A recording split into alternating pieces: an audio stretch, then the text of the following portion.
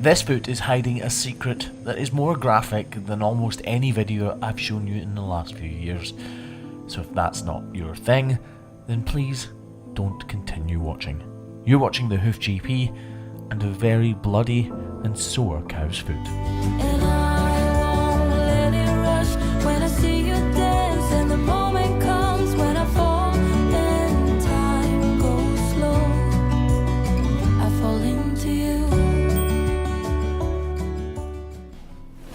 So in this video we are rewinding just 1 week to when Craigie Boy and cameraman Graham were out on their own. I was fortunate enough to be celebrating my 10-year wedding anniversary overseas in the Maldives with my gorgeous wife Ashley. As you can see, these guys were set up just outside of a shed, and this cow was giving Craigie Boy some real strife trying to get her into the crush. These cattle can weigh upwards of 400 kilograms, so when they want to be stubborn and need to be pushed, it's seriously a stressful job. Anyway, in she goes and up she goes, before getting her feet lifted into the air so that Craigie Boy can have a look at the task ahead of him. See, taking a look at this foot, I can't actually see anything wrong with it. I could start trimming away and find something, but right now it looks perfectly fine. And as for the other foot, it looks also really good. Right, let's start trimming and see if we find anything. So as you'll hopefully have noticed from that little sound clip there, they are trimming outside and there's a lot of wind noise, so I'm going to voice over the vast majority of this video. Craig is right though, these 2 feet look to be in reasonably good condition, but we all know that she is lame on one of them, and it's most likely that she's lame on this one because she's putting more of her weight through her back right foot, meaning she's avoiding putting this one on the ground fully because obviously it's hurting. But as you can also see, nothing obvious is transpiring very quickly at all. That outer or far away claw is much bigger than the inner claw, so it stands to reason there's something going on there. Thinking this could be a problem, but I'll deal with everything else first, then address this. So I'll just model out.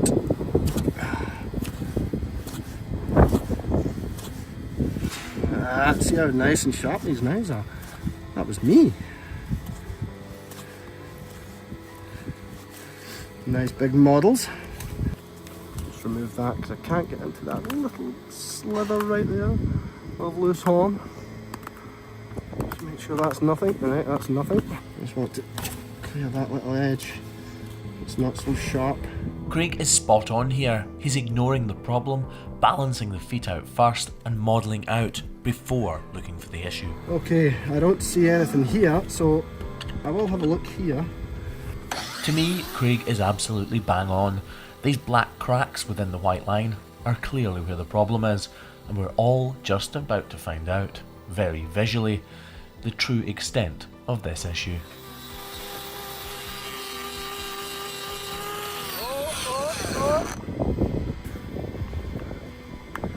Oh, look at that. A pus-filled abscess has formed underneath the outer layers of hoof horn. Oh, was not expecting that. With a cow in as much pain as this girl is, this is exactly what you want to see. A very definitive answer to what the issue is, and a clear sign that there's something we can do about it to make her more comfortable. Craig is reducing the overall size and thickness of the outer layers of hoof horn, so that when it comes to working with the knife, he's able to do it much more accurately because he doesn't need to use as much power to remove thin layers of hoof horn. This knife's skipping a little bit. This knife is not as sharp as the other. As hoof trimmers, we are constantly trying to read the hoof that we're trimming, and because of the amount of fluid that came out of that hole, Craig knows there is a very large cavity hidden underneath these outer layers. And that cavity is starting to be revealed. Now, during the very introduction to this video, I said that this video was a bloody mess and one of the most graphic trims that I've shown on this channel, and that is about to come to fruition. As you can see, Craig has not cut into any live tissue, but the very act of removing these overburdening layers of hoof horn has revealed that bloody mess.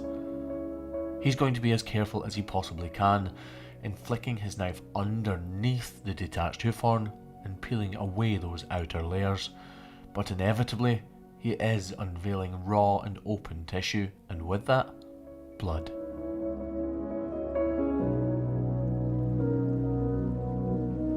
Craig is struggling to access the axial wall, the one that runs down between the two digits, so he uses an old mixing tip to separate the two digits and work on this individual claw without being hampered by the other one. As you can see, this cavity is seriously extensive, and by the end of this video, it's going to look a lot worse than it currently does. He needs to remove this overburdening hoof horn. If he doesn't, it's simply a place to harbour bacteria, dirt and manure, so every bit of it needs to come off.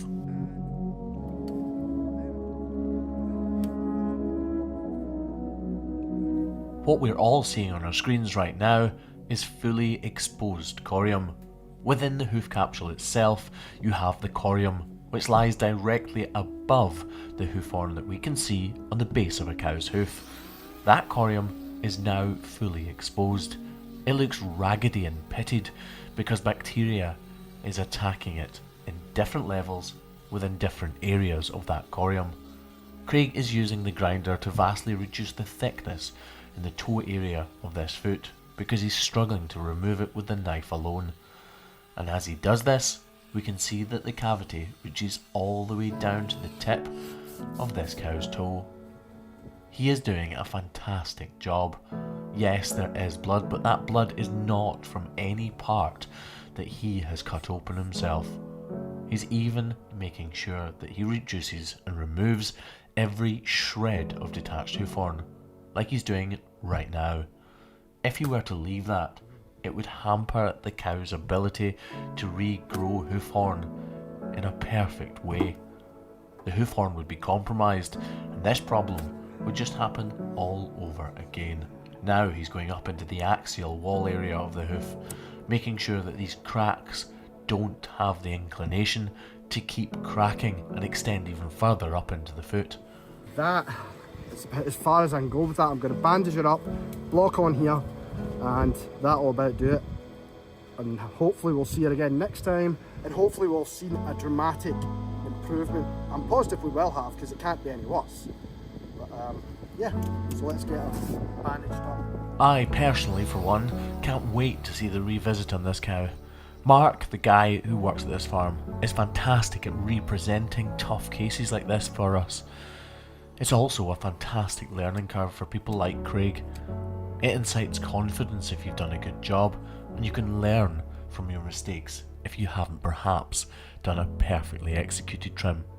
Craig is wrapping her entire hoof up with iodine and salicylic acid in an effort to kill off those outer layers of dermis so that new, clean, fresh and healthy hoof horn can form.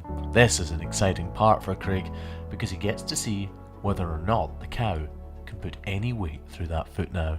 And as it would happen, she most certainly can. She is not walking perfectly, but she is bearing weight through that good digit because of those blocks, and I'm confident that when we return to see this cow's foot, there will be huge improvements. Let's get in the crush and have a look and see what's going on. This is Craig Boy TV. Oh, no, sorry, this is the Graham. No, wrong again. This is the Hoof GP. No, sorry, I'll do that again. This is Craig Boy TV. No, sorry. This is the Hoof GP. You got you there, gal laugh. Don't laugh. Right, wait. This is Craig Boy TV. No, sorry. This is the Hoof GP.